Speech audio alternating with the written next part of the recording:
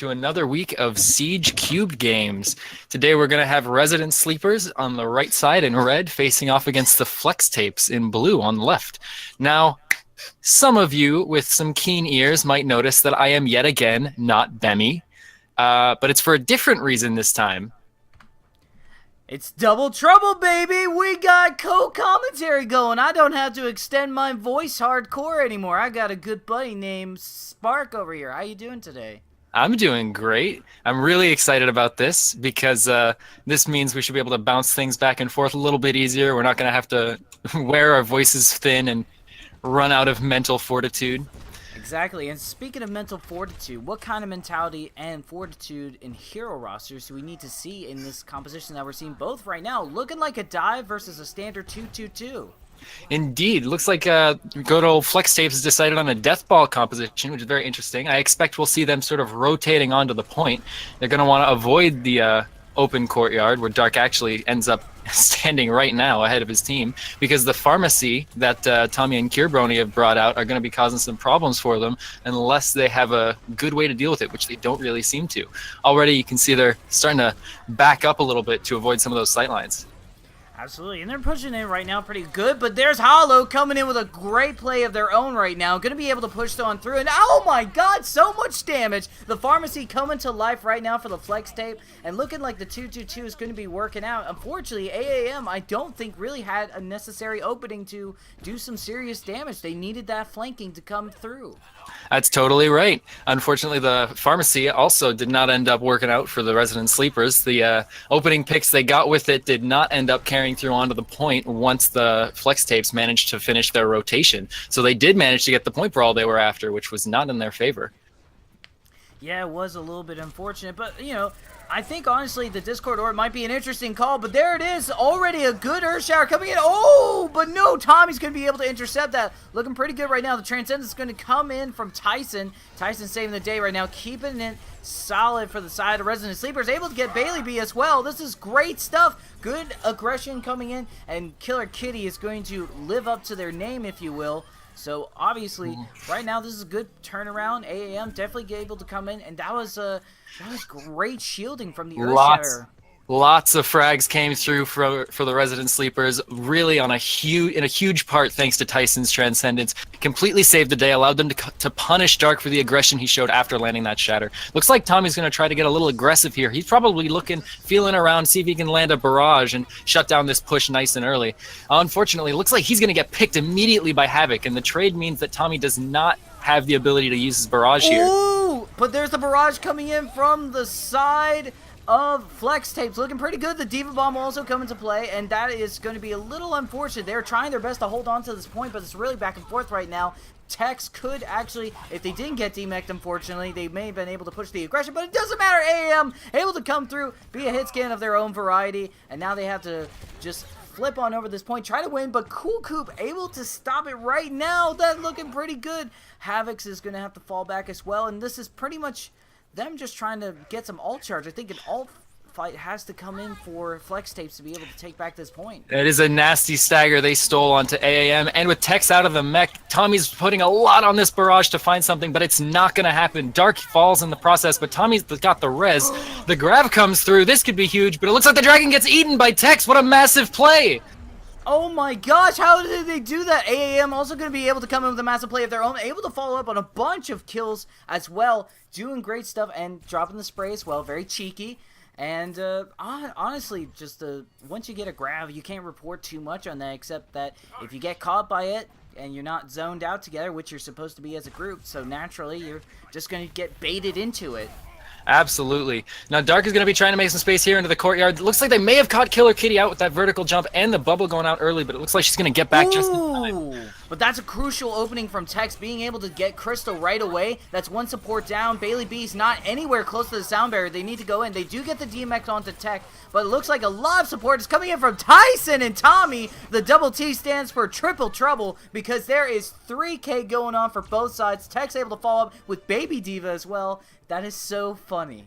That is going to give Resident Sleepers the first point on Lijiang Tower. Can't wait to see what they pull out in the next 2 points. Should be very interesting. I know for a fact that some of the players on this team were actually going out of their way to study some of the VODs of the other team and try to counter-strat them. I know there are some great mind games going on between these players right now, and I'm very interested to see how they'll adapt to each other now that they're actually going up against each other.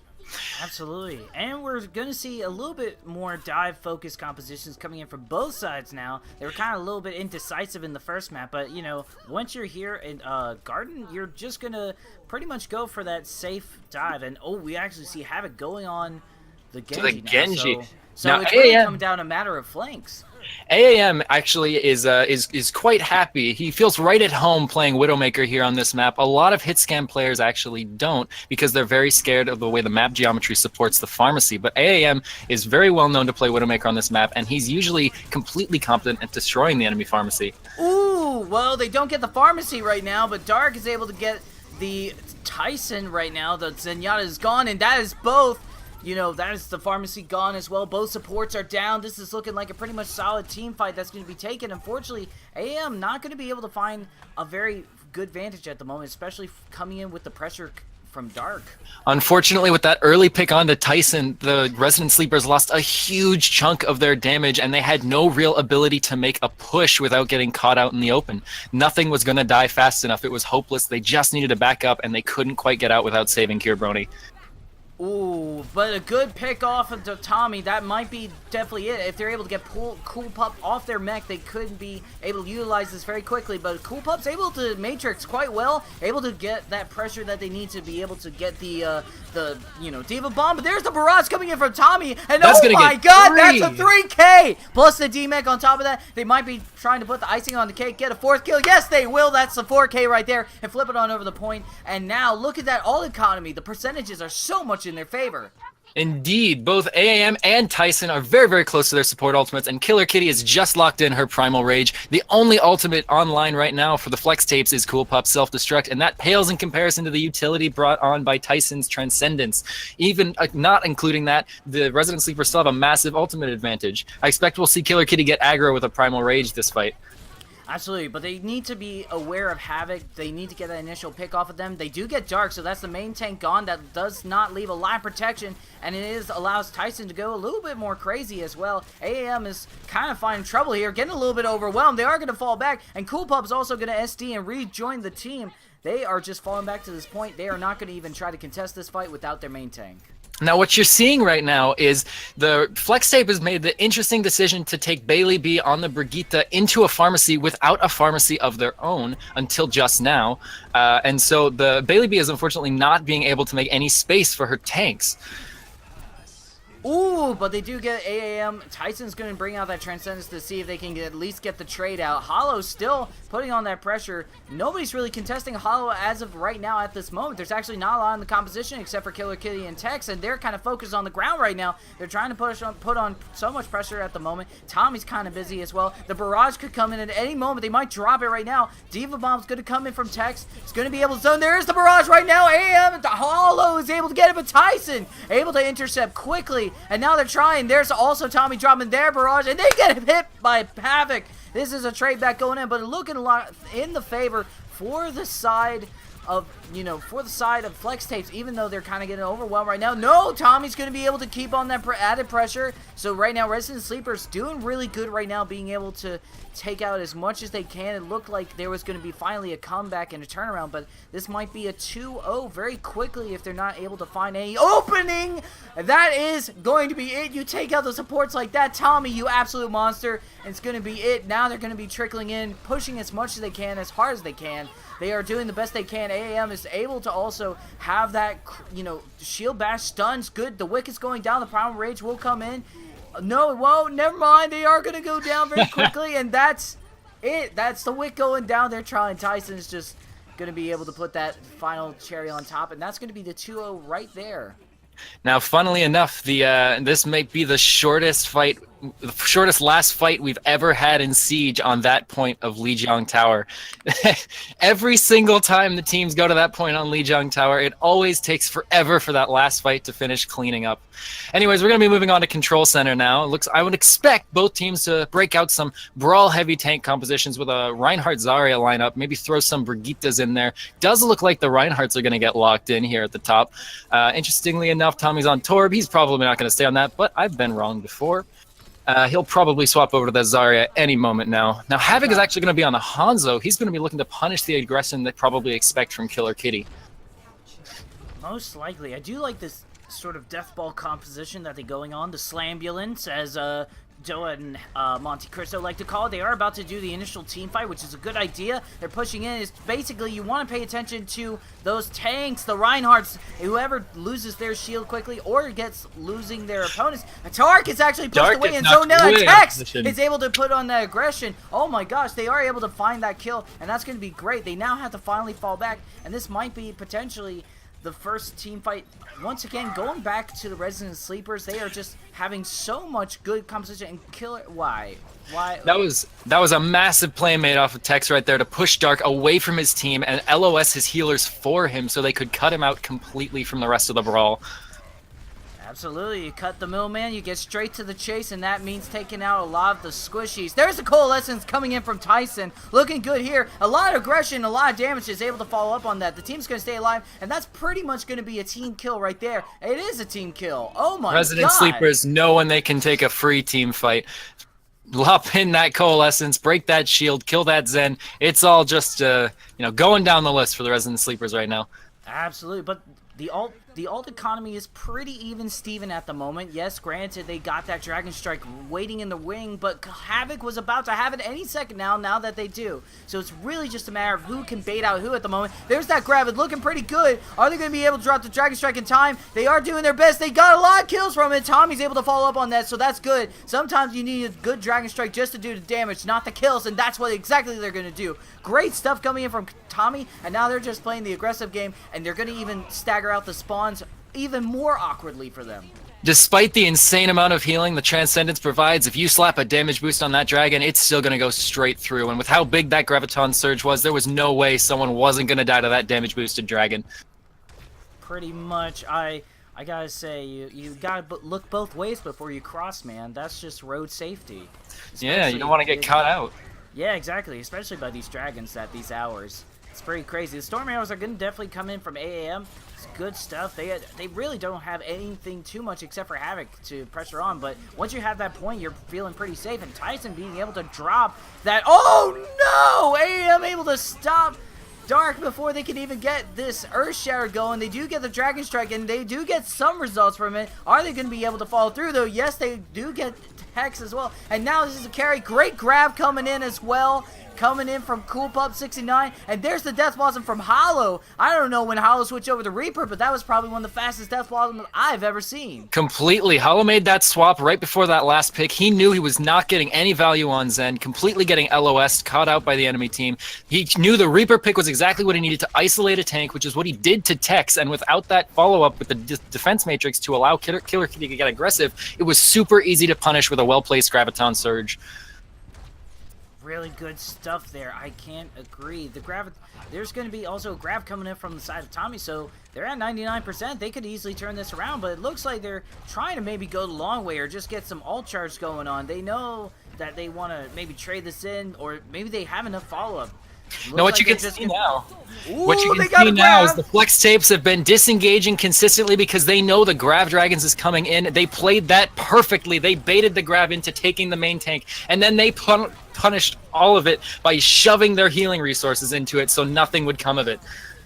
Great stuff right there, but they do need to get these kills to their advantage. Right now it's a back and forth trade, and Dark is very close to death, and the shield's almost gone. If they add enough pressure, they could live. Looks like Dark's going to be able to be saved the day by Bailey B. Good stuff, but now there's a Coalescence coming in from Tyson. The Earthshatter's not going to be interrupted. The Dragon Strike will come into play, but oh my gosh, they are able to push through on this. Oh, but there's the pin! There's Dark. It's going to be able to get him, but the team is pretty much gone, and that is going to be it. Oh my gosh, not much teams left, but they're able to turn it around right there. Tommy leading the charge. Now all they got to do is hold on to it, and that's it. Oh, no, actually, there's good Crystal. Able to stop it real quick.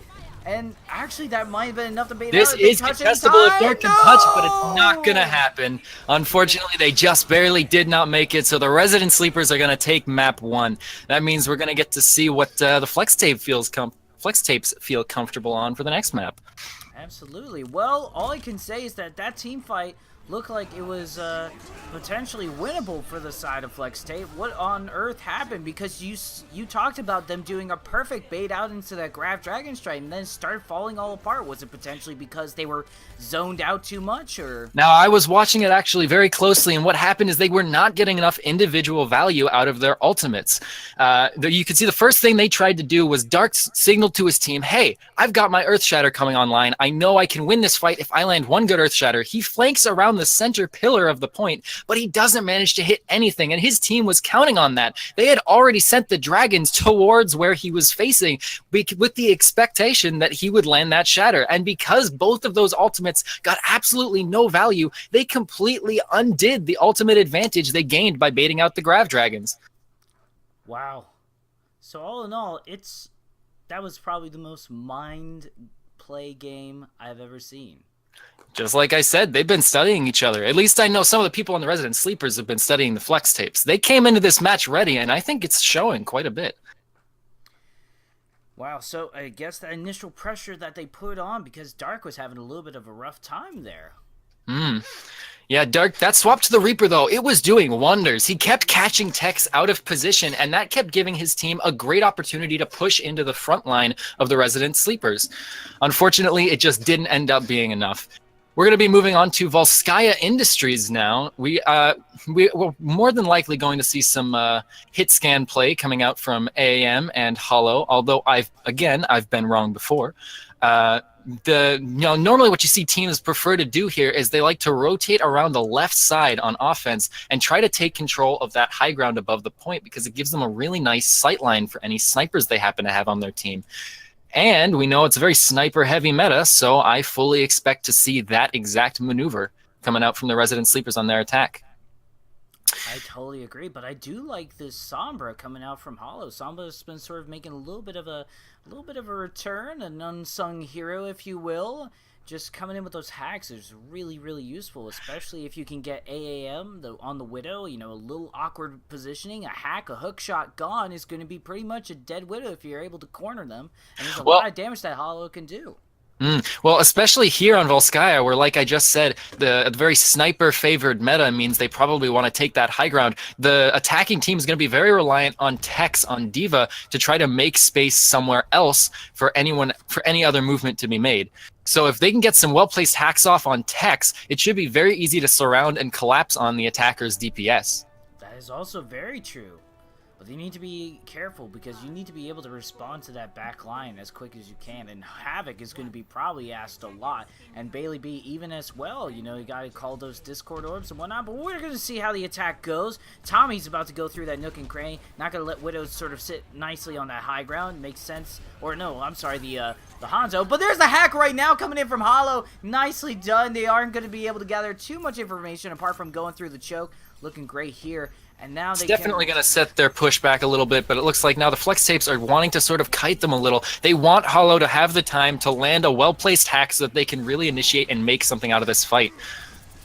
They're doing the best they can right now. Oh my gosh, Killer Kitty kind of in the middle of all this craziness, and Tommy now also not able to fly out. This is definitely awkward. A pharmacy on the ground is not the winning situation that you would be ideal in, and now look at that. They are able to finally get this team fight win, even though they were kind of overwhelmed. Now, Killer Kitty may have actually dropped in and died very, very quickly, but if you watch closely, she actually kited the aggression of a huge percentage of the Flex Tapes, which gave their Tracer, Tyson, plenty of time to land shots onto Crystal, and that actually meant that Killer effectively traded for the Mercy, and when you're on offense on 2CP, that is always a good trade.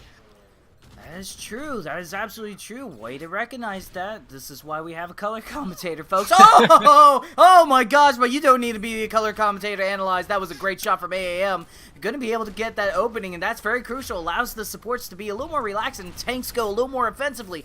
So we'll see if that's able to be utilized. Killer Kitty actually able to get a kill right now. Just keeping alive. There's the Earth Shatter. It's going to get Tex. It might be even able to demech them, but they are still staying alive on that pressure, and Dark's not able to follow up, unfortunately, and they're actually doing good. Dark is about to go down, yes, because of Tex.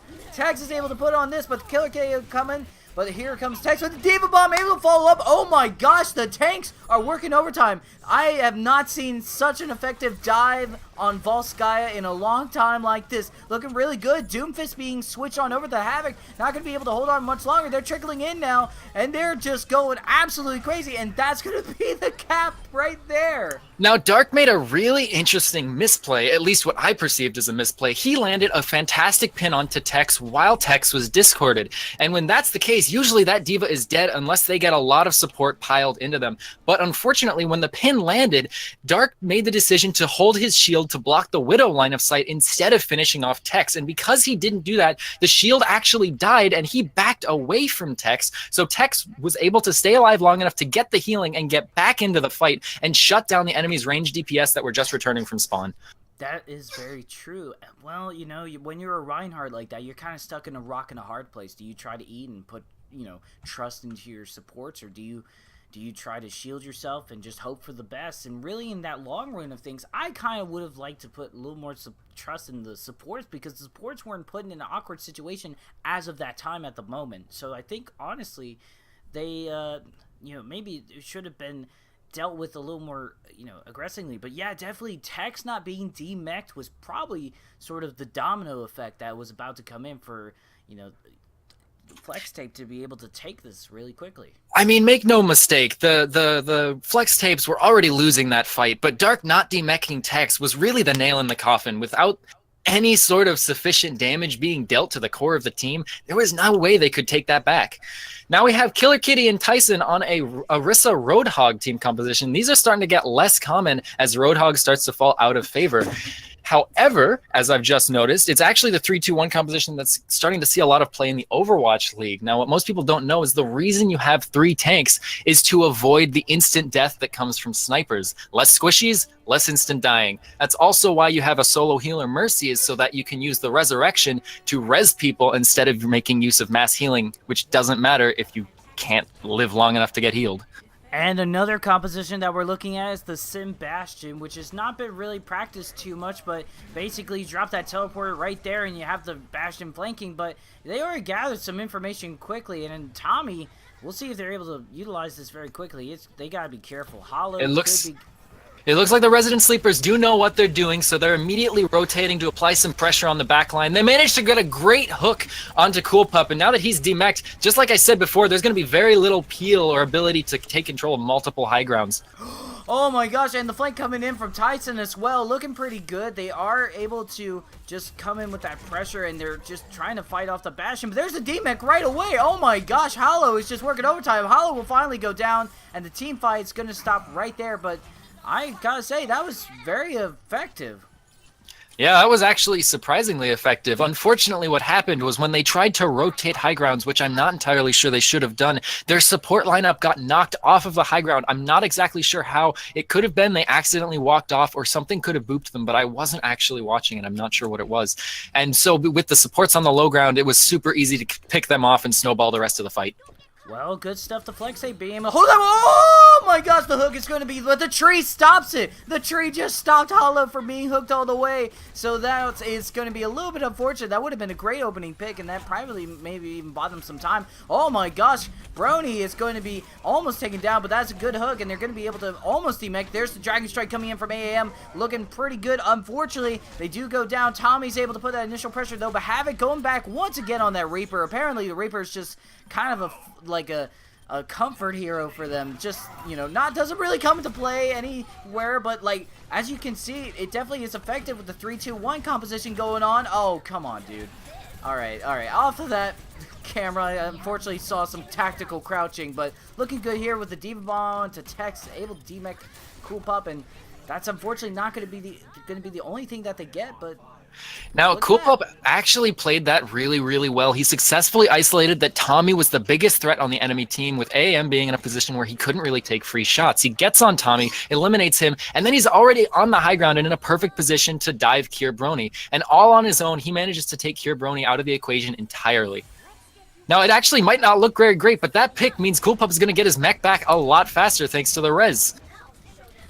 Oh, all right, cool. That's definitely good information, good insight. Definitely Havoc though, going to be a very effective, sort of off the beaten path kind of hero to play with all this, tanks going around. They're being very effective. They got a Death Blossom. If they can get in a good opening, they might be able to drop it. Yeah, there it is, the Death Blossom right there. There's the 3K, and that's going to be able to take out a bunch of stuff. They're going to be able to at least get the first marker here if they're able to pull up with this momentum. Havoc is absolutely going crazy. Going to be able to go in, able to find Nurk. He'll take out Killer Kitty, and there's going to be the first marker. There's actually a team kill going on right now. They're able to take the second, and now they're in a good position right now. Hopefully, they're going to be able to have Tyson be able to respond to this. They're doing the best they can, but they're getting a little bit overwhelmed. But no, now oh my gosh, yes, Coolpup is actually able to follow up on it. Great stuff. Havoc will finally go down thanks to Tommy. That flanking Genji is going to be everything for them right now. They needed somebody to keep up with the speed that Havoc was going on a tear as well. They are able to get 2 markers, but that's definitely going to be as far as they go. Dark going work overtime and dropping that Earth Shatter.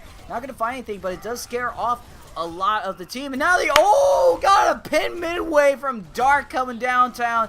Gonna get the D-Mech on Tex. They do drop the Diva Bomb. Interesting call. I would have liked to save that for the next team fight, because now they're trickling in. They lost their Mercy right now. Coolpup is able to just be able to follow up on that good stuff. Now they're sort of in an awkward position where they're kind of trickling in, and now they're going down one by one. And there it is, Havoc coming in as well once again, back at it again with the white vans, helping out the Reinhardt, and this is going to be for sure the final team fight and a time to breathe. Oh, well, just as you say that, Crystal actually managed to get picked off by AM in the Dragon Strike. This is potentially winnable for the Resident Sleepers if they can keep filing people on. And even if they don't win the fight, they've already managed to take a whole minute off of the time of the attacking team. Tommy's on now to replace the rest of his team that has just passed away, and Havoc's going to finish it off with a Death Blossom. Now, what was very interesting about that fight is the Resident Sleepers didn't actually lose it right after that Death Blossom. They still had AM alive, or excuse me, not AM. Who was playing the other sniper? It was Tommy. Tommy was playing the other sniper, and he was still alive, and he was contesting Hollow. However, with him losing that duel, I think he might have choked when he saw that quad kill in the kill feed. There was no way to contest the enemy Widowmaker, who now had a sightline across the whole point, which basically guaranteed it would just be cleanup from then on. Absolutely. I can't, well, you get the jitters once you sort of have a 4K like that. That was ridiculous. And then even then, Havoc was showing up on the kill feed regularly. That is, sometimes when you just go for a hero that's not in the meta and it's just good old reliable, sometimes it works great. And that's kind of what Havoc did. Definitely because of the 3-2-1 composition that you talked about that Flex Tape was running, they managed to be able to utilize that to their advantage. There was there's not a lot of mobility, so it does allow the Reaper to be able to get sort of safety advantages before they could even try to contest it. Now, what I'm curious about here is whether they're going to actually really stick with this triple tank composition again. It looks like they are, because they know the Flex Tapes were actually not running the double sniper composition for most of that, and this triple tank composition is designed to counter that double sniper. It looks like also on attack, we're going to have Havoc on a Junkrat, which is a very interesting choice. I wouldn't be surprised if he swaps very, very quickly, given that they see Tommy and Brony on the front. Oh my god, maybe not. That was a great opening. They do go down, but that is a lot of damage coming in for the side of, Sleepers. Oh my god, Resident Sleepers are able to work on this. Havoc's actually going to be res. They don't want to even switch the hero. Dark does go down. That's the main tank gone, unfortunately. But now there it is. The kill feed is coming a lot more in favor. And that is unfortunately a ground farer coming in, taking out Hollow as well. And that was, I like that idea. It was interesting going through the nook and cranny of that high ground into kind of overwhelming and just pressuring in and letting Dark charge in there. But it certainly could have worked had they really made the best use of Coolpup's defense matrix. I'm not entirely sure it was an intentional positional play, given how fast he really died and the fact the defense matrix was not there waiting for him. Yeah, I don't know what to say. I kind of... I respect the play, and also the Riptire will be a great opening as well if they can find anything. Interesting that they're trying to fight this. Wow, Havoc's going to be able to actually land that. Tommy's going to go down, so that's the high ground gone for the side of FlexTape, and they're going to be actually overwhelmed a little too much. It might be actually finally able to give them the point. It looks like it is. They are going to be able to get at least the second marker if they actually try to contest this, but I think they're just going to go ahead and let them have it. Well, you know what, Bemmy? Screw the Riptire. It was actually Dark's Shatter that completely opened that point up. He gutted the enemy team with it. He managed to land it on 2. He gets 1 with the Fire Strike and 1 with the pin. A huge chunk of HP and healing was gone. I believe it was the Mercy and the Roadhog, Kirbroni and Tyson. Absolutely. Well, you know, can't deny a good big boy when you see one. They're going to be able to add that a lot of damage, but there's a Riptire going on right now, so we'll see if this is able to find any damage. Oh, it does get Killer Kitty, so I just transitioned to that in just a nick of time. Tyson's actually going to maybe go down to Dark once again. Dark is looking like a superstar. Great trust on their supports. Unfortunately, they do go down, and they managed to pull off that res, and that's definitely going to be the turning the tide of war. Not going to be able to address that. Mercy is going to spell disaster because that's even more work they have to do that you already used resources on. And this is an unfortunate stagger they've got going on to Cool Pup. They're gonna hook him back in just a second. Looks like Killer Kitty didn't want to leave it that long, so they're just gonna let him die. That's an unfortunate amount of stagger, though. That's almost a whole push's worth of time that they're gonna have to wait for Cool Pup to get back. Now, I believe Crystal actually might have made a mistake on that push. She used her Valkyrie when the team was very clearly down a significant number of players, and also they did not have any significant ult advantage or strategic advantage at that point in the fight. It was sort of ulting to try to save a dying fight already. Yeah, well, I don't know. Some momentum comes in. AAM's able to find Havoc, and that's a little bit unfortunate. It was a good attempt on that. Oh my gosh, AAM still just going crazy. Got to stick on over to that camera over there. Looking good. They are just trying their best to fall back and still maybe get a little bit of ult charge. But AM still denying the ability to fall back. They are going to take that fight all the way to spawn because why not? The time bank is just going to go down either way. Now, I'm very curious about why they've decided to keep Havoc on the Reaper despite the fact the enemy team is very clearly running a spam-based composition with Orisa and Roadhog and Widowmaker and Pharah. There's lots of long-range damage that's very clearly making it its goal to keep Havoc at arm's reach away. And it's very interesting that they decided not to swap him off. It is an interesting call, but I guess if it worked the first time, it might work the second. Cool Pup is going to be able to come into a kill, but Tommy's able to drop that barrage, able to do a lot of damage, and now Tyson able to follow up on that. The whole hog doing some damage, and that's going to be knocked back. And oh my god! That was Tyson! A phenomenal pick off of Cool Pup at the beginning, but it just doesn't compare to the whole hog Tyson whipped out in the middle of that team fight. Caught half of the attacking team in that little room, and the Transcendence didn't do enough damage, and or it got blocked by some map geometry, so there was nothing they could do. That fight was lost the second they walked into that room. Absolutely. Oh my gosh, and especially also AAM popping off as well. Getting those, like, that was another push that was gone. You lose Havoc right away, and like, while going back to that, sometimes, you know, I understand that it worked the first time, but you know, if you're trying to go a second time, it's not like other esports where if you do it the second round, it takes a lot of time to sort of be getting to read that. It's an ongoing team fight. So the moment that they know you did that and you're trying the second time around and there's a lot of mentality time to prepare while you're waiting to set up and on defense and whatnot, you're able to kind of just be able to read that at that point. So you need to start shaking it up.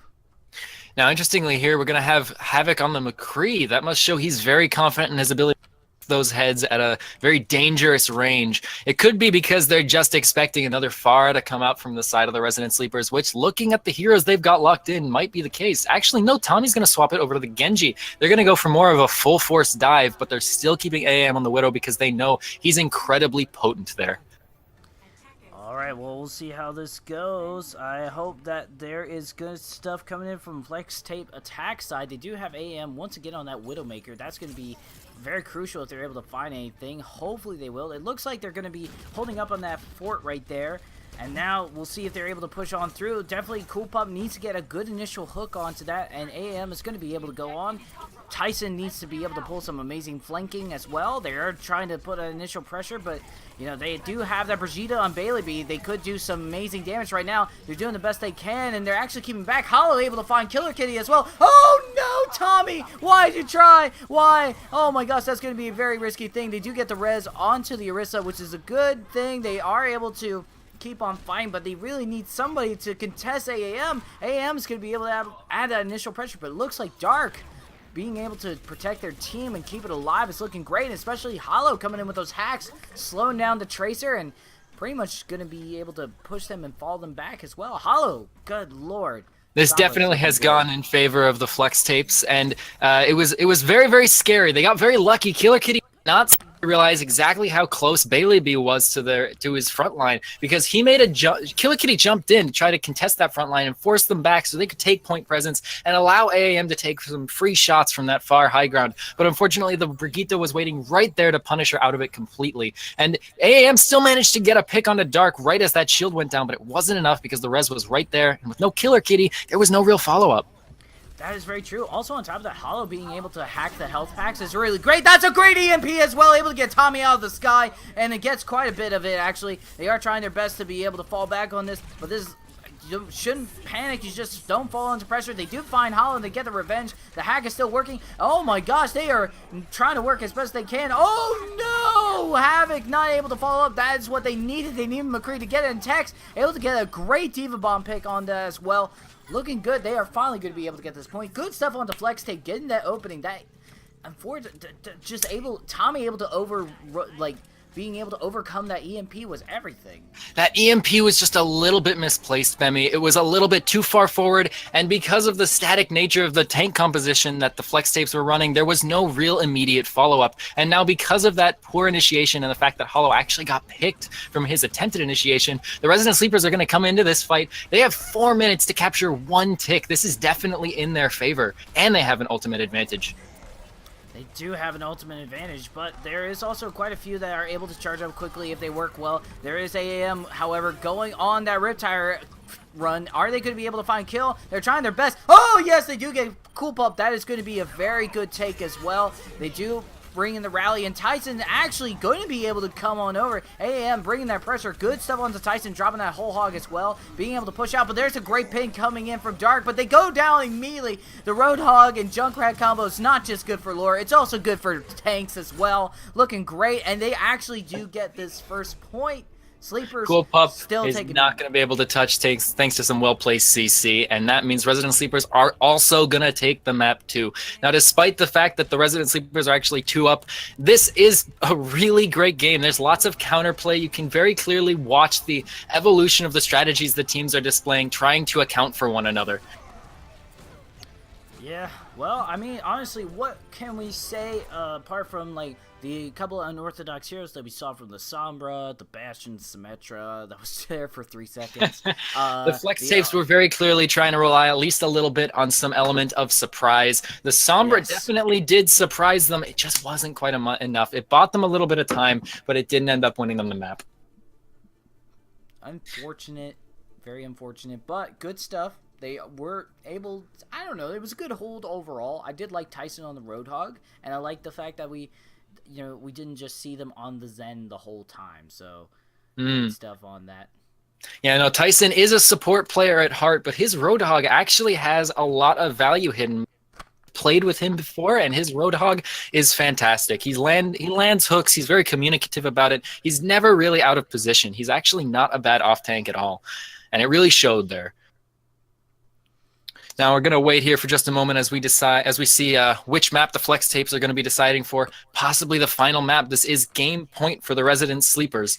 It's they're cutting it close, the Flex Tapes are, which is a bit strange because the Flex Tapes have been really on top of all their matches so far, and I know from talking to some of them, they put a lot of time and effort into working together, getting those practices scheduled, and really making a lot of effort to create strategies they think will win them games.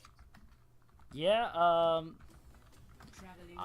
what do we gotta see for Flex Tapes to come back? Since they're trying to, like you said, bring in that element of surprise, maybe they should just start sticking with some pretty standard stuff. I don't know. I don't want to try to try to not push down any ideas of trying to change the meta or test the meta, if you will. But, you know, sometimes you got to play safe. And, you know, now they're at match point, and it's getting a little bit scary up there. So we'll see how the Sleepers do. Well, let's see if it makes them choke or if it galvanizes them. I'm hoping for the latter because I really love a good game of Overwatch. When it goes to map 5, that's when you know you're having a good time. Yeah, absolutely. And I always do love a good underdog story, and a reverse sweep is a personal favorite of mine. Now, here we are on Dorado. The Winston D.Va combination on attack is very, very common because you like to have those mobile tanks to scout out that high ground, especially on the red and yellow buildings right outside their spawn, because you never know what's hiding up there. And with Sim Teleporter these days, it could be literally anything. So It is literally a game show. What is behind teleporter number 1? So, you know, you have either Killer Kitty or Tex jump up just real fast, see if anyone's up there, and if not, you're good to take what they'll give you. Force them to rotate back before you commit to anything. Then you can rotate onto that high ground and start feeling out the flanks. Maybe send a sniper far back left at the same time you send Hanzo far left. You send Widowmaker far right, and then you send Hanzo far left. You got a nice crossfire for free, all because they rotated to the choke point at a bad time, and they did not keep a hold of that high ground. Absolutely. Well, you know, that initial choke is a little bit hard to run, but the dive I'm seeing here, it could be very effective, but they got to be careful. Hollow running the Mei is actually really good here, especially with the fact that, you know, if you're running Reinhardt, you can ice wall an early pin, and that's going to be great, especially with also zoning. So you can get crucial picks just sort of as like a buffet. You just pick and choose what you want. But Killer Kitty going in right now, and that's going to be really good for them. They are going to be able to add that pressure onto high ground. They're just kind of pushing them back, putting all their eggs in one basket, if you will. And hopefully they'll be able to utilize that a little bit more. They are going in hard right now. They are just trying to push them back and get this initial choke out of the way, and also get the ult charge. The dive is also going to be very effective in that way too, because they need some ults to put through. Oh, Tyson doesn't need any ults though. They just need a good solid Discord orb. But AAM not being contested right now. They are able to find a lot of good openings. Bailey B just the next target on the list after Havoc, and now also Crystal as well. They're just trying to find whatever they can. And it looks like Tyson, oh my god, Tyson, Tommy, and AAM are going to be great. And this is a good dive coming in right now. They're going to be able to get that point in no time. Now, weirdly enough, the Flex Tapes rotation onto the choke point was actually a little bit late. It almost worked in their favor because it meant that the tanks of the Resident Sleepers overcommitted a little bit, seemingly not realizing that the Flex Tapes had a Mei waiting for them to place a wall to separate them. They did manage to demech Tex out of it, but then unfortunately because of the crossfire setup between the Pharah and the Tracer, they just still fell to the overall damage from the team composition of the Resident Sleepers. Yeah, Resident Sleepers definitely have a lot more damage to their advantage, but the mobility can't be denied. That is going to be favorable if they don't die for the side of Flex Tapes, but unfortunately that is going to be the case. That Killer Kitty just wasn't there entirely with the group. They were trying their best. AAM is going to be able to, at least, if they're able to have AAM flank and follow up a lot, they could be able to do it. They also could get that pulse bomb very, very quickly and get a good opening pick. You know, their dive is really good, but they rely on a lot more ults than other compositions. Now it looks like AAM is going to try to move in here. He's trying to feel around to see if he can take anything for free. The tank lineup's going to move up, which is going to let him also move to the next flank, which gives him very nice access to the back line of the Flex Tapes. They're going to commit here with a Graviton Surge. It's going to be another damage boosted Dragon scenario. It's not. Everyone's going to make it. Oh my gosh, absolutely right. Especially with that Primal Rage coming in, they said put the fear in the dragon with the monkey. And Hollow able to come in with a Deadeye. It's a good opening right there. Able to also get some great kills on there. And there's that Earth Shatter as well, coming in from Cool Bomb, looking good. Oh my gosh, almost get the pin on Tex, but they do swing it anyway, and they're coming in. And there is Killer Kitty's going to be the last one to survive. AAM and Tommy are going to be having to retreat. That was a beautiful Deadeye from Hollow. He knew Tommy was looking to get into position to land barrage over the bridge, so he hopped up there himself, launched that Deadeye, caught Tommy out. He didn't expect it. That gave him a great pick. With a huge amount of the damage gone from the Resident Sleepers, it allowed them to get really aggressive, and Cool Pup took a really nice free shatter onto the supports of the Resident Sleepers. Now here we have AM flanking around. Looks like he wants to go for a pulse bomb onto Bailey. McCree's there waiting for him, but the recall is going to come through, so the flashbang's going to miss. That is very unfortunate, but the Pulse Bomb's going to come in, and that's absolutely going to find Crystal right after that res. It's very unfortunate. They are going to be able to keep going, and Tommy also rezzed as well. That's going to be good for the side of Flex Tape if they want to keep on going. Yes, they also get that pick off of Tom. Tracer Pharaoh combo cannot be denied. It's a good classic one.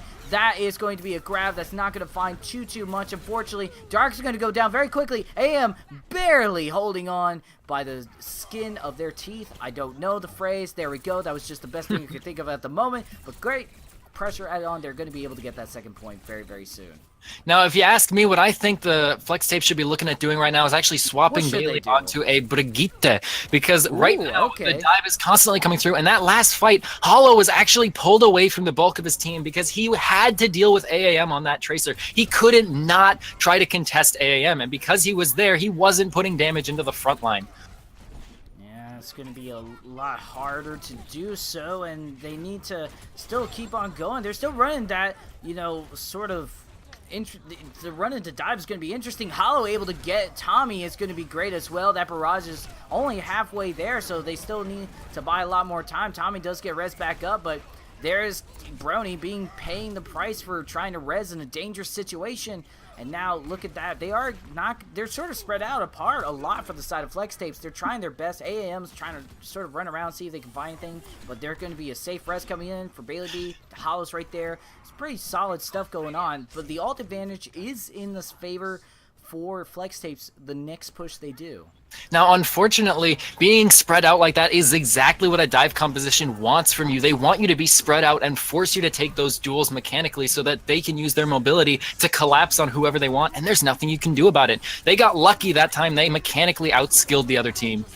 That's very true. There is Dark also coming in with a great grab as well, but everybody's gonna go down. Tommy did bring back a couple of kills with them, but I mean, after that, a grab Dragon Strike, you kind of just gotta fall back. I think they're trying to have a lot charge going on, or just get as close as you can to that barrage, but they are gonna finally fall back. I am really happy with the performance of the Flex Tapes right now. I think I was right. I think that the fact that this is their last chance to take this match home at all right now, this is really galvanizing them. They're playing very well right now, very sort of restrained. They're not making any positional mistakes as of that last fight. They've now swapped off of the Widowmaker onto putting Havoc back on the Hanzo. There's the Deadeye from Hollow. It's not going to find anything. Oh no, it is going to get Tex's mech. Tommy was waiting for it this time, so he was waiting off in the side. But now that Tex is demeched, we're going to see if the Resident Sleepers still want to commit to something. I do love a little bit of Tex mech. You know, that's just a terrible joke. Ignore it, but Hollow shouldn't be ignored either. That is some great fan the hammer going on right now. Tommy's going to be able to add that initial pressure, though. Good stuff. They actually take out the main tank. That could be the opening, but Bailey and Havoc say no. They're coming in. The Hanzo. Oh, no, and there's the Reds coming in. That was so risky. Kier's able to get it and stay alive. Not for much longer, though. Dark does come in with a great push of their own, and this is what a scary Zarya at almost 100% can get you. I mean, they got very lucky that those were the two opening picks. It just happened to be Tommy and Tyson, the Roadhog and the Pharah. Those account for a huge percentage of the damage that the Resident Sleepers want to be dealing. They have swapped off of Dive, as I say that, so they really want to be applying damage to that front line. And without the shield break that both Tommy and Tyson can provide, they're not going to be having a good time with that. No, they won't, but Tex is going to have a good time with that Diva Bomb, able to get Dark. Good stuff onto them, and now that is going to be an opening. There's the Deadeye coming in, though. Are they going to be able to find anything? They do find Brony, but no, they go down to Tommy. Tommy's going to be able to add that initial project. Going on the Hanzo is actually a good idea, but the Transcendent is going to be able to come in from the side of Bailey B, trying to come in. The Stone Arrow is going to go. Her Shatter is going to be dropping, but Cool Pup goes down afterwards, and now this is looking like very good for the Flex Tape to maybe take this point once and for all, or at least get it to that point where it's like almost like 3 points, but it's not. Now, if the Flex Tapes play this well enough, this could end up being the last push for the Resident Sleepers. They just need to take their time establishing some good positions. Yeah, they do get Crystal. Gonna get picked early. There's a massive grab here with the Dragons. This could be perfect. This is exactly what the Flex Tapes needed. Oh my gosh, they are actually able to hold. Wait, is Blue going to be Resident Sleepers or Flex Tape? I thought Tyson was on Flex Tape. No, Tyson's on Resident Sleepers. Whoops. All right, cool. Either way, and it looks like now said Resident Sleepers are not going to be able to touch. So lucky for the Flex Tapes, they did not let the Resident Sleepers finish out the map. That gives them a nice, snug little advantage.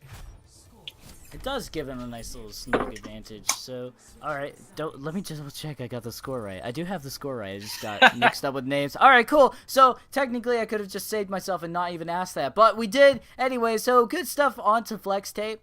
They did finally manage to hold it that last time. I was a little bit worried because of all the hero switching that they were doing.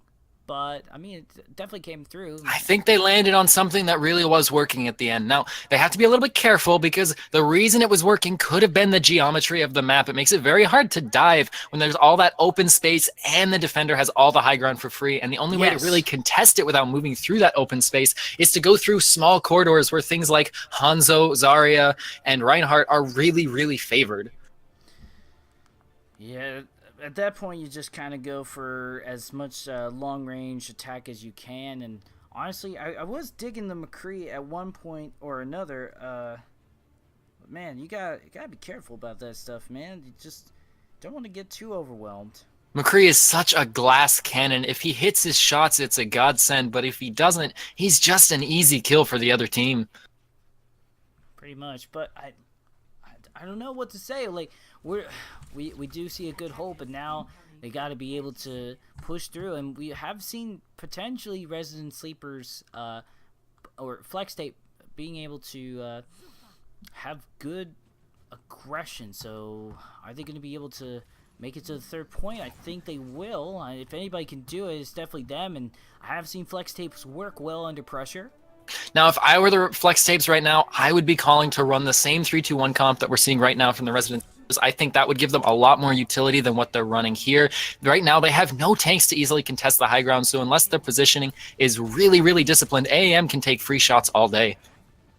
They definitely could take free shots all day. Also, especially with that grab coming in from Killer K, they could also do a lot of zoning as well. So they got to be careful about this stuff. Maybe even a great hook. They are going to fall back, and now it's on to the second choke. This is where these, Roadhog, Orisa combos really shine because you can ruin that momentum very, very quickly. Looking good. There is that grabbing coming in, and they're flanking. Got Cool Pop?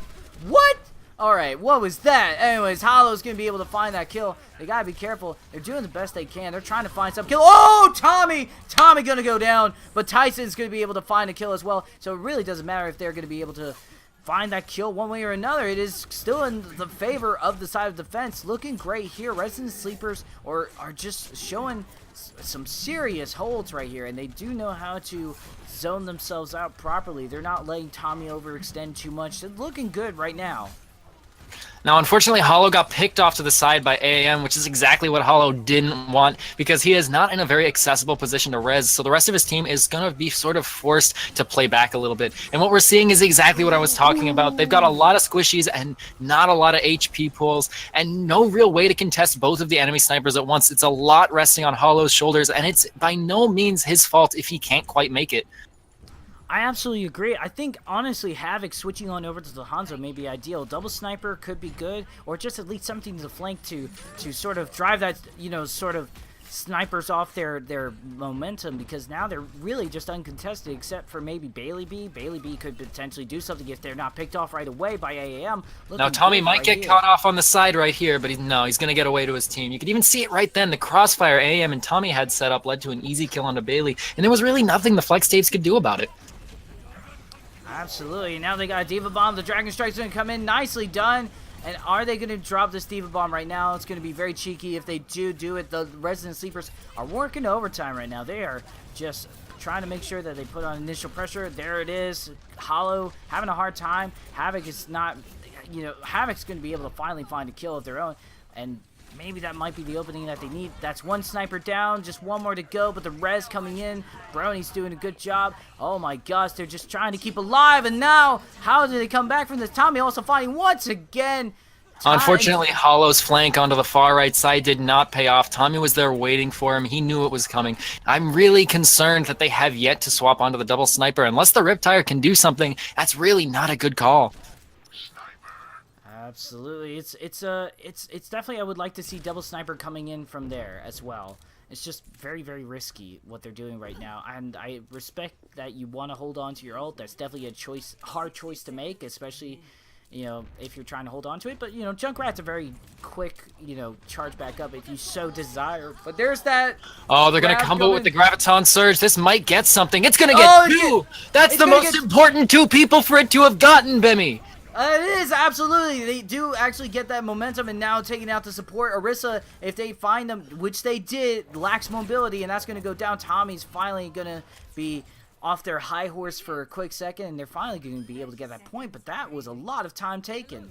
Now, it does look like the Resident Sleepers are waiting here. They are considering retaking, and they are going to try despite being down one. Tyson whips his hook. That was a really important ability to land. The self-destruct does manage to get one, but they're already losing the fight. Havoc still does fall, though. Tyson does find Havoc, though, so that's important. They do get Cool Dude in an awkward position. They're going to drop that pin, but it's not going to be able to find maybe any kills, but it does find D-Mech, actually. It actually finds a couple of the tanks, and that's actually so crucial. Holy smokes, Cool Pup just turned right around and just said, you know what, forget you, fam. I'm just going to go for the others. That was incredibly close. Cool Pup made a really calculated, risky play there by ignoring the Roadhog and deciding to make himself vulnerable by committing to that pin. And it paid off because he landed on the Orisa, and I don't think the Orisa even had a chance to use Fortify that fight. That's a huge amount of HP that he took out with a single ability.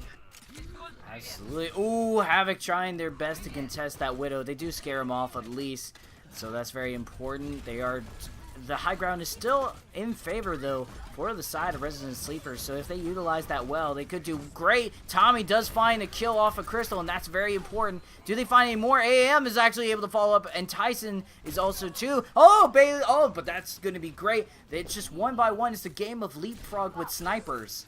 Now, at this point, the Flex Tapes really do need to be considering swapping their tank lineup up. I know they're close to grab and they have Earth Shatter, but without a Diva to contest that high ground, this second point is really going to favor the Resident Sleepers. Absolutely.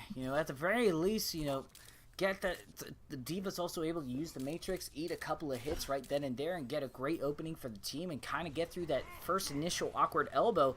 They do have so much mobility on the side. Killer Kitty running that. Winston's actually maybe a good idea if they don't get pressured in too much. It looks good. There's a grab coming in. If they're able to utilize that Riptire well, they might be able to find something. Unfortunately, the map geometry seems to have cut it off, and it did not manage to find anything. That's a massive shatter from Koopa. He's going to get at least Tyson, and Tyson had his Transcendence, so that could be enough to win the fight. Killer Kitty falls in the back line of the Flex Tapes. Tyson gets res. The Transcendence is back up. They might still take this back. They might still do it. They might not. Tommy is definitely putting on this pressure. Oh! But the snipe coming in from Hollow is going to be able to stop them before they can mech. If they're able to win this fight with Tommy, they might be able to do some serious damage. Tommy needs to die. If Tommy doesn't die, the Flex Tapes are fighting uphill for the rest of what might be their last push.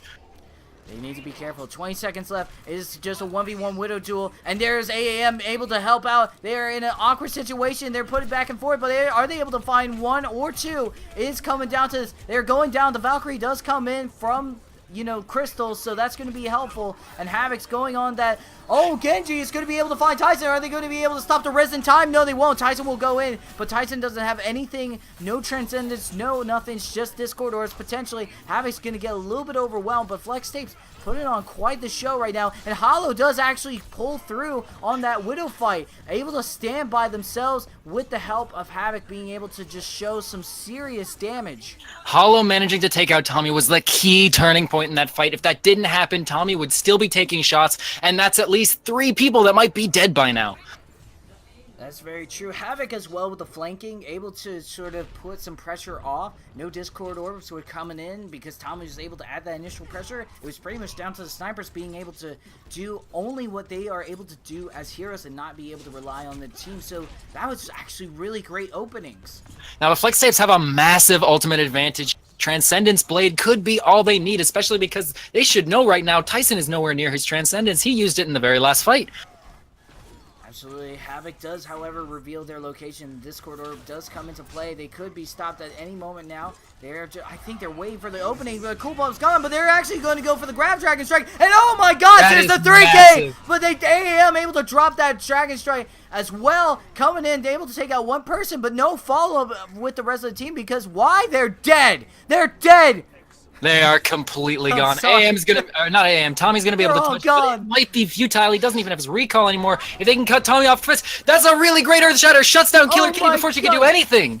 Oh my gosh, absolutely right. This is just cleanup for the flex tapes. They might be able to take this map, but AM is going to just try to contest for a little bit longer. The Transcendence coming in from Tyson. They're doing the best they can. They don't want to fight in their map. You're getting tired. You just want to go. And now it's a real series. This is when it starts to get really exciting.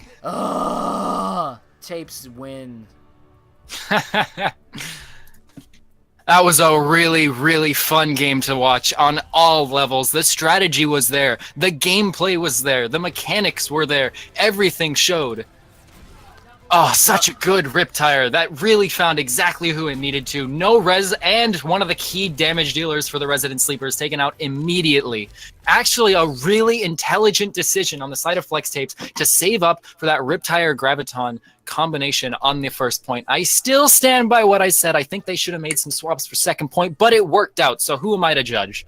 Well, like you said, there's awkward cornering and whatnot, and just sometimes the sheer pressure of, like, believing in yourself and the team can work out. They did get, I think overall, we wouldn't have seen that third push if it wasn't for that Earth Shatter, you know, coming in from the Flex Tapes. Like, I think it was Killer Kitty that got that Earth Shatter, and it managed to get, I'm sorry. I think Tapes was able to get that, it was Dark. That was it. Dark managed to Earth Shatter and get Tyson. Yeah, and Tyson wasn't able to drop the Transcendence, so that was pretty much a good opening, and allowed, you know, it allowed Hollow to be able to get on there and start doing the sniper duel. And you know what? The really important thing about that. The really important thing about that is because he managed to land that pin onto Tyson, even though it got rezzed, in the time it took them to get Tyson's Transcendence back online, they had already killed someone else. So even with the Transcendence, they had a man advantage. And the Transcendence doesn't quite make up for that unless you're really combining it with something.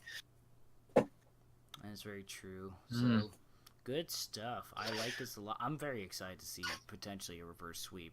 So, what's on the chopping block now? Are we going to go back to, a hybrid? Okay. Looks like we're going to Eichenwald. That's what Resident Sleepers has chosen. Now, I'm very curious what they're going to run here. Eichenwald has a lot of great spots for Pharas and pharmacies to work, but also in the olden days, Orisa Roadhog was incredibly common. I think these days it is still very common, although Rein Zarya is not unheard of. Havoc might end up committing to a Doomfist here, which would be very interesting. I really hope he stays on that, just because who doesn't like some good Doomfist play? I absolutely agree with you, Spark. And I think, honestly, the Doomfist isn't a bad choice either. If you manage to get a flank around, Doomfist is a really great tank buster. We've seen it from Hydration, and we also saw it recently from one of the Philly as well. I don't remember which one it was. Right. I think it was maybe Carpe showing off a little bit of their inner I think it was Carpe, yeah. Yeah, but either way, you know, it's showing that Doomfist, with the updates that they have, is a very prominent hero. And like I said, and like Eichenwald, it's one of those maps where you have to go through that initial choke, and you need to be able to trust your tanks to be able to protect you. So now that Havoc is on that, you know, Doomfist and able to just sort of put on the pressure, especially on attack side, it's going to be a lot more of an uphill battle. So I'm excited to see that. But what are some other heroes we should be keeping an eye out for? Well, we're definitely going to want to watch the tank lineup, Killer Kitty and Tex of the Resident Sleepers, because dive on first point attack, it does work, but I am not personally a fan of it because that bridge at the choke point is very difficult to maneuver around. Usually what you end up having to do is setting up on top of that and staging for a dive from the bridge. And that can be very difficult, especially when there's a CC heavy character on the defending side, which might be Doomfist here. Absolutely, and I also want to make sure that we see Tommy on the attack. A Pharah on Eichenwald, if done right, could be very effective. And now that, you know, you also have Tyson, and you need those flanking heroes, so that might be able to counteract Havoc. So you need to see AM going to go on that cheeky Widow jump right there to see if they can find any initial picks. And they're working hard right now just to sort of zone out. They're spacing out as much as they can and sort of give that initial sandwich flank attack. But you gotta be careful. There it goes. They are about to jump in right now. Killer Kitty going on that Winston to dive. Once again, we're seeing this coming through. And it's feeling like Shanghai Dragons just from the sense that it looks like that is sort of their bread and butter at the moment. Nothing to be ashamed of that. If they're able to find a kill, yeah, they do get Bailey B. That's pretty good, but they gotta be careful. Killer Kitty does go down thanks to Hollow. Hollow kind of just hiding in that corner, but they are gonna get overwhelmed. If AAM is able to find that kill right now, they could do really well. Oh, the echolocation arrow is gonna come in. Oh, and Hollow gets it, and the rest of the team are able to follow up too. Tyson does find the Mercy, but are they able to find more? Yes, they do. Tyson going on that Tracer trend right now, able to find a bunch of kills. That is going to be a 4K for them. Looking great here, and Dark is going to be pretty much the final nail in the coffin. They were just doing so many individual fights that looked great. Now, it does look like the Flex Tapes are actually going to come back to try to contest this. They are actually up one right now, and they're going to go in under the cover of the Dragon. Havoc gets picked a little bit early, but Crystal's going to be able to get the res off with it, which is huge. Now, what's important is they have to kill Tommy or AAM, and it doesn't look like that is happening. Absolutely, especially when Tex is in the middle of all that fiasco. They are just coming in as a tank that you have to deal with. They are almost demeched if they can. Oh, but Hollow just not going to be able to stop Tommy. That might have been, if Hollow was able to find that pick, that might have been able to work out, you know, just be able to contest long enough. But there you go. That is going to be Resident Sleepers getting the point. Havoc's Doomfist has not been subpar so far, but I am wondering if it's quite enough, because he probably could be doing more on a hit scan to help shut down that pharmacy. Yeah, absolutely. You know, there could be McCree coming in. We did see that Havoc running that McCree earlier could be very effective. But Hollow right now, stepping on up, saying, don't worry, fam. We'll just give you some time to warm up and feel it. They do get that pharmacy. That's going to be really great, or at least the one half of the pharmacy that's very important. If they get that DMEC onto, you know, Tex, that would have been great as well. But this is great initial push. You're holding at that first choke, and it's going to be looking like smooth sailing from here. They're just gotta make sure that they don't overextend and try to get greedy by dropping some ults. Just buy some time here right now. Now, Havoc actually did make the swap onto the Widowmaker. He's been applying some pressure onto Tommy, and very intelligently, Havoc actually rotates all the way down right as somebody moves to contest him, and so he's nowhere to be seen. Tommy is going to have to go back right into the edge of Havoc's sightline. Absolutely, they gotta be careful. And that Widow duel coming in right now from AAM and Havoc is gonna be very interesting to see.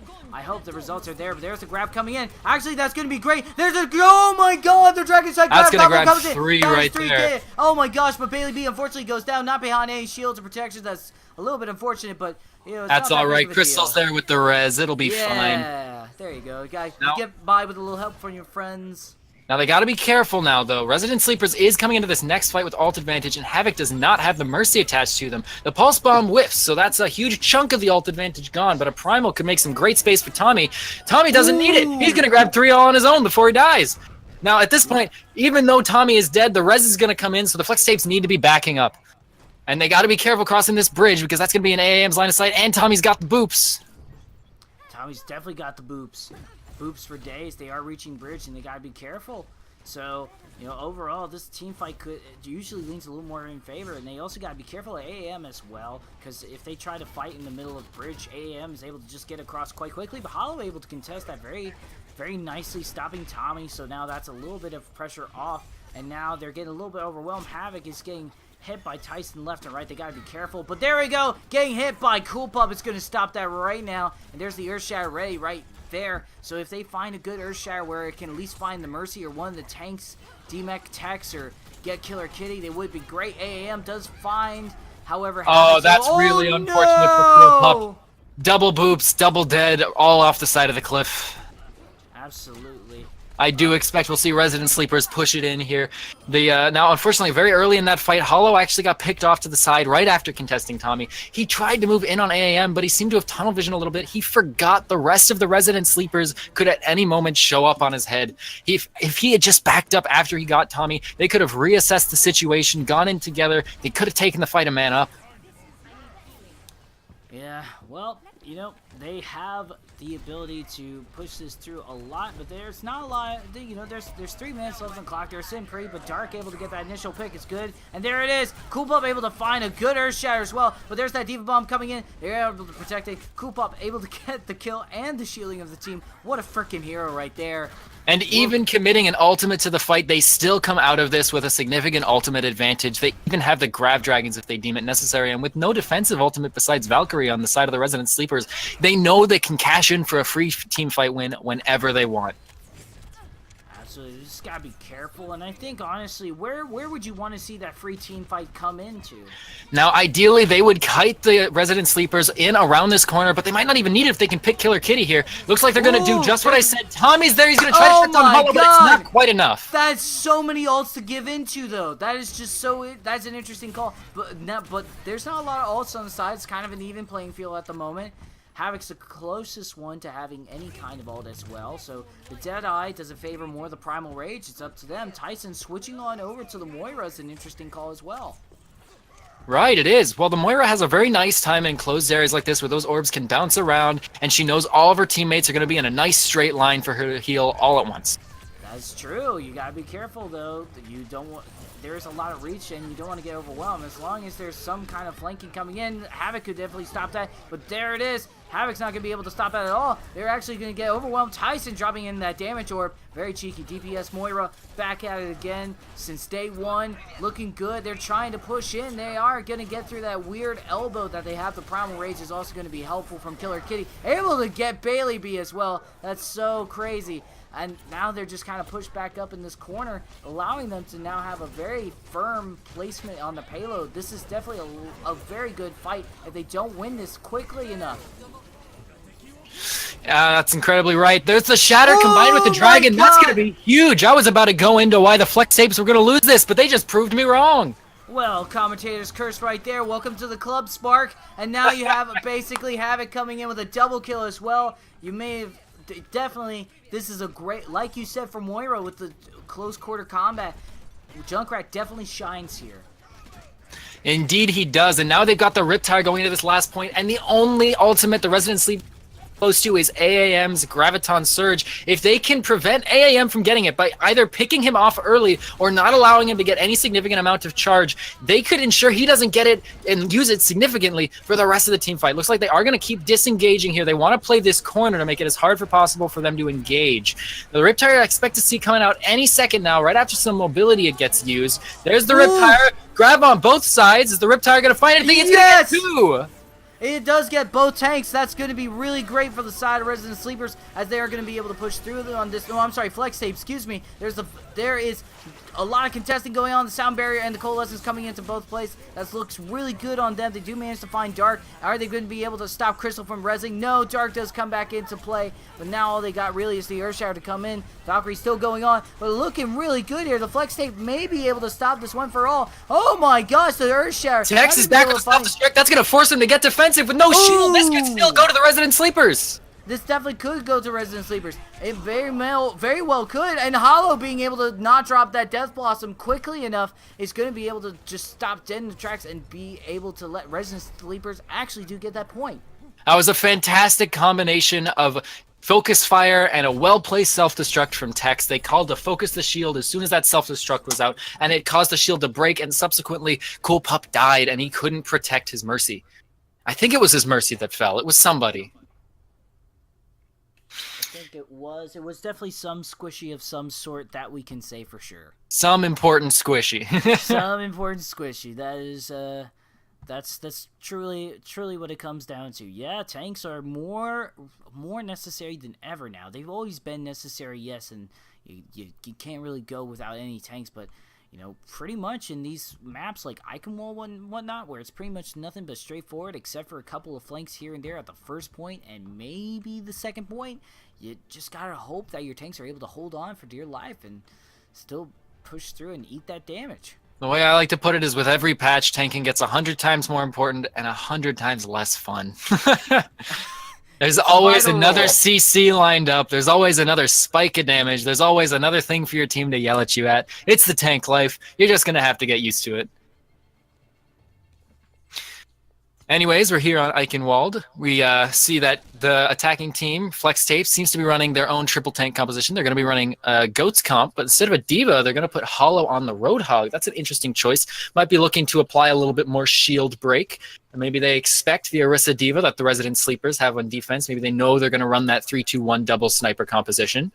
I expect to see a little crossfire coming out from the DPS on the side of the Resident Sleepers. Probably put Tommy on the right side, AM on the left. Then as they go through the choke, they can only point that Reinhardt shield in one direction. So unless they land an ability like a What Place Bubble or like a Shatter later on or a Hook, it's going to be very difficult for them to get through this choke point.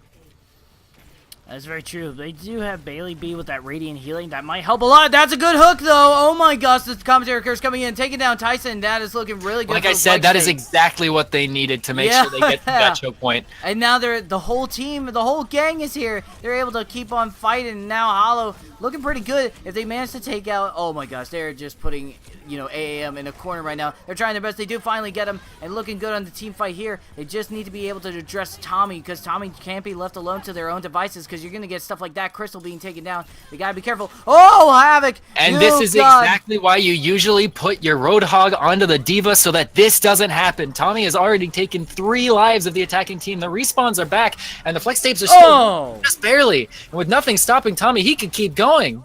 He can definitely keep going. That Dragon Strike's going to be able to zoning, and that is a great Earth Shatter, but oh my gosh, Tommy just, again, uncontested. They're being not addressed right now, and that is going to be a solid hold. Unfortunately, there was just nothing that the Resident Sleepers had to worry about. The snipers just took free shots the whole time. AM actually got hooked. The second hook did land on him early on in the fight. That's an unfortunate stagger kill onto Crystal. I don't believe they have a Mercy on the team to res, so they are just going to have to wait. Now, looking at the ult economy, Tommy does have his Infrasight available, and AM is going to have his Dragons soon. He can combo that with Supercharger for a nice initiation. Dark's going to get staggered again. That's so unlucky. Now, on the side of the Flex Tapes, they've got a lot of ultimates coming online, and what I would kind of like to see them do is combo a Graviton Surge with a whole hog for a nice easy team wipe early on, but they're going to need to pile a lot of healing into that Roadhog to keep him up while it's happening. Absolutely, and then while they're handling that grab, they need to be able to have somebody handle Tommy, because once again, Tommy's been able to just handle it. Now there's a Dragon Strike going through the choke, and there's the trade-offs going in, but AM able to find more beneficiary ones as well, and that looking good, but the whole hog coming in from Hollow, that's not too shabby either. They still could go for the Flex Tapes. AM and Tommy are still taking free shots, but at least the core of the Flex Tapes is still alive, that being their tanks with no healing. They might have to be a little bit careful about how they play this. It is just Tommy alive. They need to commit someone to that. Oh, they gotta be careful. Tommy is just able to still go on right now. Oh, the Earth Share! Nice! What a nice Fire Strike from Cool Pup. Oh my god, good Fire Strike all around. Now at this point, they've got 4 minutes to cap to second point. That's the most average challenge I've ever heard of. They could do it, they could not. Don't know yet. Cool Pup is going to have his Earth Shatter coming up. Hollow's coming up on his whole hog, so the ult advantage is somewhat in the side of the Flex Tape. I only say somewhat because the map geometry of this point absolutely favors the double sniper composition that the Resident Sleepers are running. The Flex Tapes, for most of their fights here against the Resident Sleepers, have been going against the odds. Dark's going to get hooked immediately, and unfortunately that means Tyson's going to be able to make some space with a whole hog, so there's no way they could res that even if they had a Mercy. Yeah, a little bit unfortunate, and now they're kind of back up in this awkward corner right now. Looking good. Tex is able to just sort of just have that maneuverability and be able to put pressure on. And now, like, hopefully Havoc's able to find the opening to get, Tommy, because Tommy's what they need to get. And now, yeah, there you go. Tommy's going to go on and just try to fall back now. Flex Tape looking good. And now the Orisa's going to be overwhelmed. Killer Kitty kind of getting pushed back up into a corner, and that looking good with the Coalescence. And now they're able to sort of push this payload a little bit further after they take out AM, which shouldn't be too long. There you go. Cool Pup's going to be able to put that final nail in the coffin of that team fight. No, I was just about to chew Hollow out for being out of position, but then he goes and he kills Tyson. I don't know what to expect from these guys anymore. Everything I say about them seems to be wrong. I just said that the map geometry will favor the Resident Sleepers really heavily, and yet here they are. The Flex Tapes are on top yet again in another engagement. Yeah, they're trying their best, and now in bridge, and there's the Dragon Blade. Oh my gosh, they are able to follow up greatly here. If they're able to find Tommy, they could do, but they pressure Tommy off, which is still just as good, but there's the information coming in from Tommy. The visor couldn't be pretty much useful. Hopefully we're going to see maybe Killer Kitty being able to protect their team. Good shield drop onto that. Not going to be able to find too much. It was a little crazy whole hog coming in from Tyson. Able to find a couple of kills along with that Dragon Strike. Looking good. Cool Pup's the last one standing, and that's actually going to be it. Yeah, it seems like with that particular push, the Resident Sleepers said, no, enough is enough. We don't want them taking any more distance. We're just going to press Q until it stops. And that's exactly what they did. They held their ultimates to his face until it stopped squirming. Absolutely. Well, it's like hopefully they will not feel like they are shooting fish in a barrel. But that's a good hook onto Tyson, but Havoc able to get that trade off to Tommy. So that's now Tommy may be gone, but AAM has actually jumped up to take his spot. Havoc needs to get on him too, but AAM's gonna hit him mid-dash with a headshot. Cool Pup's got the Earth Shatter. He lands on a massive chunk of the team. I don't know if the follow-up is quite gonna be there though. Yeah, it's going to be a little bit hard, but look at that. They are having a lot of help from the snipers. Tommy able to just keep on going, but unfortunately, unfortunately for the side of Flex Tape, they are just having a little bit of a hard time. No, I'm sorry. Flex Tape. No, not Flex Tape. Yes, Flex Tape. Yes, Flex Tape. They're the ones in blue. There we go. Color coding is so difficult for me, guys. Colors. One day I'll learn about colors. I need to go back to preschool. Anyway.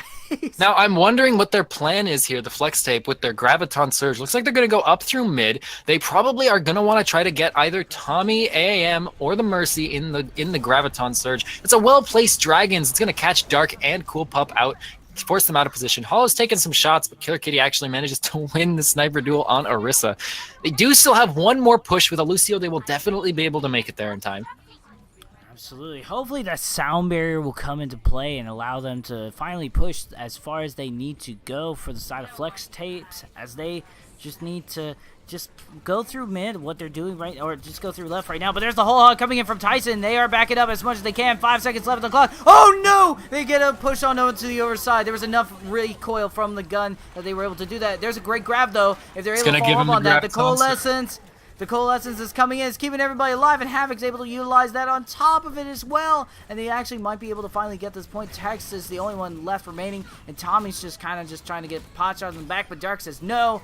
And Tex, not going to be even try stagger. They need to just get this point. They're just going back and forth. Nice stuff onto Havoc. Being able to and now that they've made it onto this last point, they are actually going to be somewhat favored by their team composition. The Orisa and Roadhog combo is still going to be a little bit difficult to deal with, but as far as their DPS, well, just as I say that, Tommy is actually now swapping over to the Junkrat, so they are trying to do this sort of push of war for the comp control. Looking good here. Oh, that's a good hook. Gonna go for the shatter, but that's very unfortunate. And also that they used that Earth Shatter right now. That was a great interruption coming in from Tyson. There's 60 seconds remaining. Resident Sleepers looking pretty good. And Crystal, oh my gosh, these hooks are crazy. Tommy also going on the Junkrat, switching on over to that is a great idea as well. Just kind of giving them a little taste of their own medicine, if you will. Unfortunately, the Flex Tapes now have Grav Dragons coming up. That's the Grav and Blade combo. And there is really nothing left for the Resident Sleepers to use to stop it.